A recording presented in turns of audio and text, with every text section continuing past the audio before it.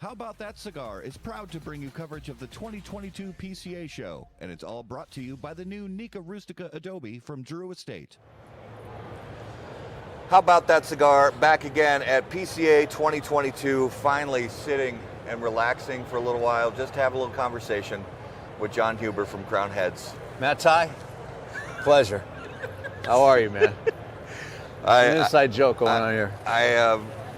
I am exhausted, but honestly, at the same time, just really, I get back a lot of energy from this show. I don't know about you. It's just there's a lot of really great people here, and it's cool to be able to see some people we don't get to see very often, Yes. maybe once, twice a year. So I feel the same. It's like that's why I look forward to the show, is just to actually see a lot of like customers, friends, colleagues, you kind of guys and stuff like that. It's nice to be in one building, for one day of the year, 3.5, whatever. So, we're on day 3 right now, but man, the first, especially day 1, is always a madhouse. Yeah. Yesterday was really no different. Every time we walk by here, all the stuff that's going on in this booth here, there's a lot of interest around it. So what kind of feedback and questions and that are you getting from your retail partners and the relationships you have?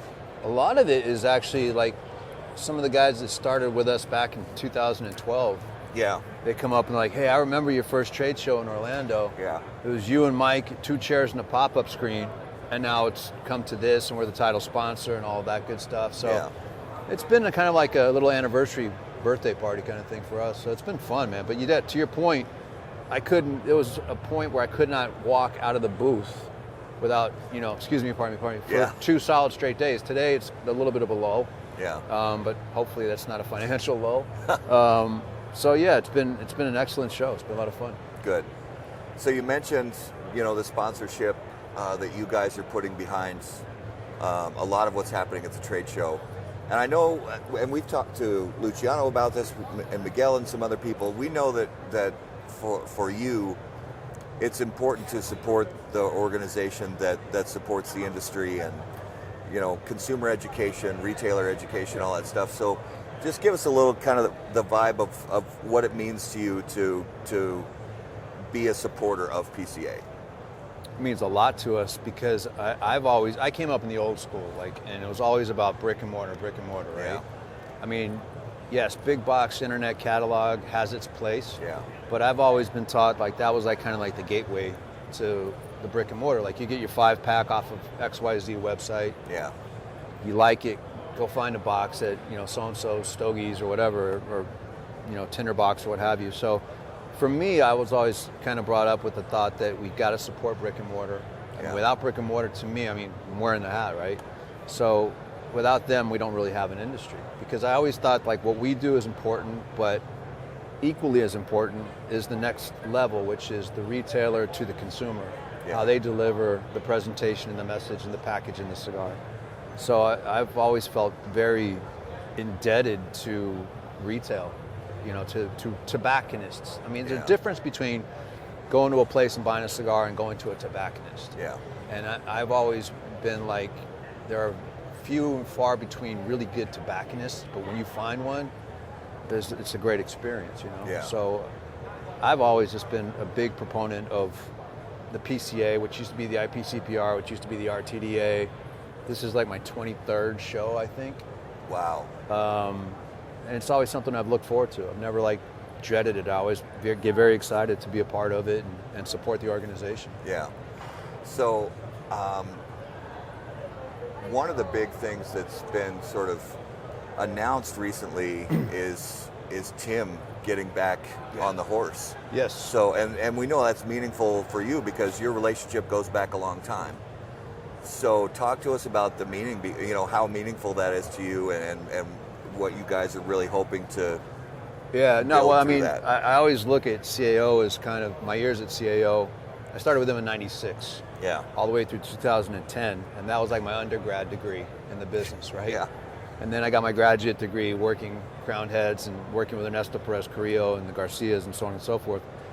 But I mean, some of the most fun times I've had were back in the CAO days. I mean, it was just such a creative energy, such a great team we had, and little by little, we kind of pieced that team back together, whether we were consciously aware of it or not. But like Miguel, was with me at CAO for years and years ago.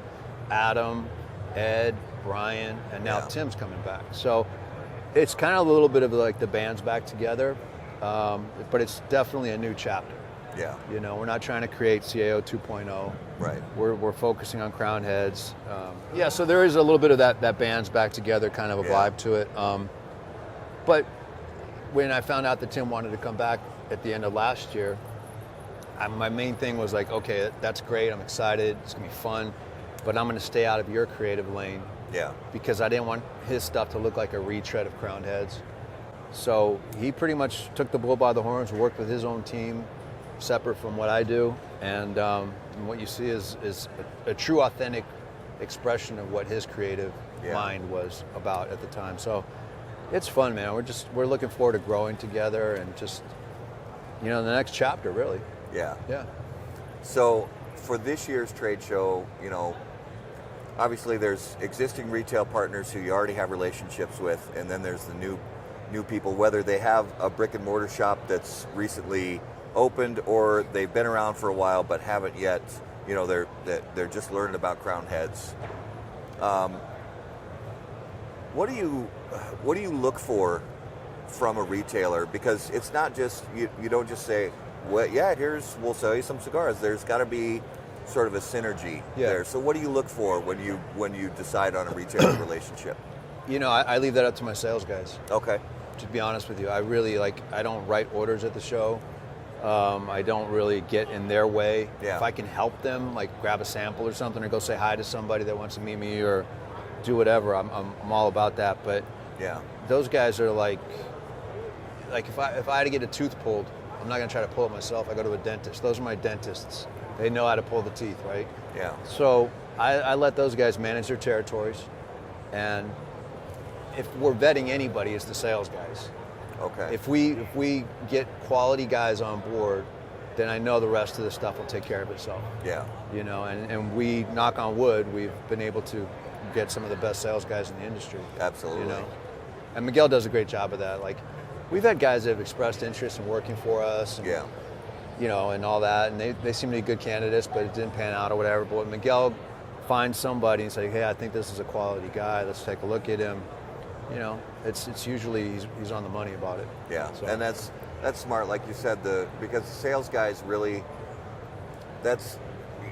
they're either trained to see and feel out a retailer and know what to look for, right. or some of them have been doing it so long and have so much experience that they just know what to listen for. 100%. Yeah. I mean, they really are an extension of our brand. Yeah.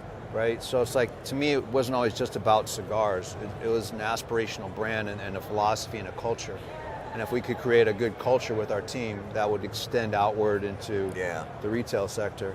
So I'm a terrible salesperson. I don't like to sell. I don't like to be sold. I like to create. That's my thing. So I like to design, I like to create, I like to work with tobaccos. That's what I do. And I let those guys do what they do. Yeah. So for this particular trade show this year, obviously maybe not every year, but there are cycles that you go through creatively where there's something new that comes along that you're going to feature. So what are you guys putting out there that's new or that you're featuring to say, hey, retailers, customers, take a look at this? Well, I mean, obviously, Osgener family cigars. Yep. I mean, Tim's, entree into the new market. He's got Bosphorus, he's got Pice Anastasia. And then we brought what was an exclusive for the PCA last year, the PCA. We expanded that into its own regular production brand. Tweaked it a lot. Okay. In retrospect, I would not have gone down to a 44 ring gauge with a broadleaf wrapper. Yeah. I don't think that really expressed what I had in my mind with that flavor profile.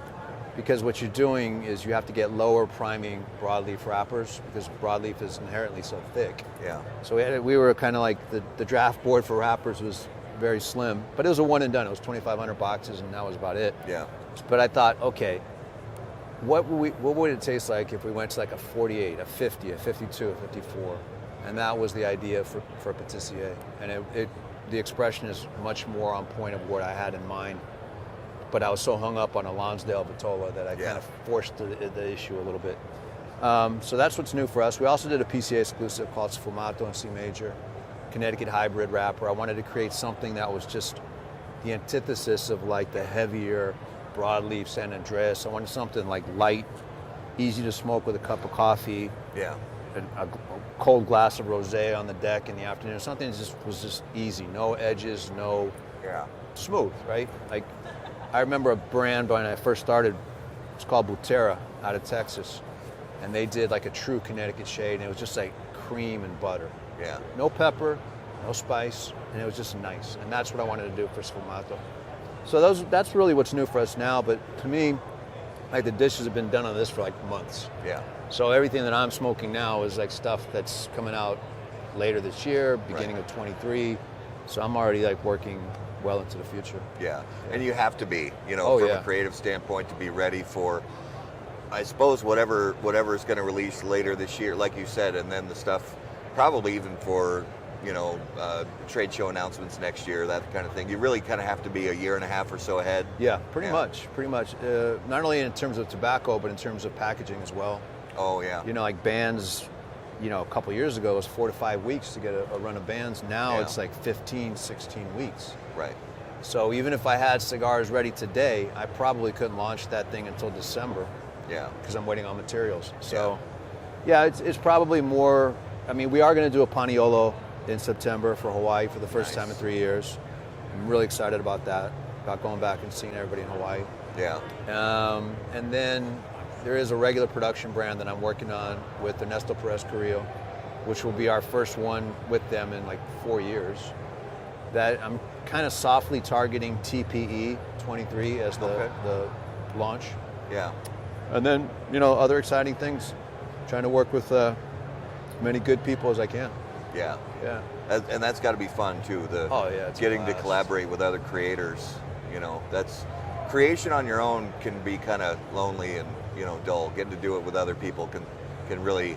My existence is very lonely and dull. I mean, literally, my life is like warehouse, office, home, repeat. Yeah.